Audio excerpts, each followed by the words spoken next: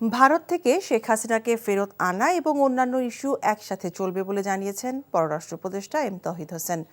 বিকেলে পররাষ্ট্র মন্ত্রণালয়ে সাংবাদিকদের মুখোমুখি হয়ে তিনি একথা জানান। ছাত্র জনতার অভ্যুত্থানে ক্ষমতাচ্যুত হওয়ার পর শেখ হাসিনা ভারতে আশ্রয় নেয়। তার বিরুদ্ধে দেশের আন্তর্জাতিক অপরাধ ট্রাইব্যুনালে অনেক অভিযোগ জমা পড়ে। শেখ হাসিনার বিচারে দৃঢ় অবস্থানে অন্তর্বর্তী সরকার, কিন্তু ভারত থেকে শেখ হাসিনাকে ফেরত আনতে না পারলে ঢাকা দিল্লি সম্পর্ক কি স্বাভাবিক থাকবে?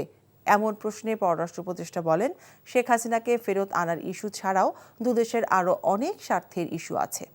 দেশের সাথেও ভালো সম্পর্ক চাই, মার্কিন যুক্তরাষ্ট্রের সাথেও আমরা ভালো সম্পর্ক চাই, চীনের সাথেও ভালো সম্পর্ক চাই, কারণ আমাদের স্বার্থ আছে প্রতিটি ক্ষেত্রেই ভালো সম্পর্ক রাখার ক্ষেত্রে।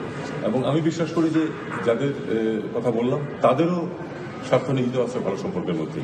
কাজে আমি আশাবাদী যথেষ্ট এই বছরের ব্যাপারে। আমি আশা করবো যে এই বছর শেষ হতে হতে আমরা আরও অনেক নিশ্চিতভাবে বলতে পারবো যে হ্যাঁ, আমরা আমাদের সব প্রতিবেশী এবং বন্ধু প্রতিম দেশের সাথে আমাদের সম্পর্ক আরো উন্নত হয়েছে।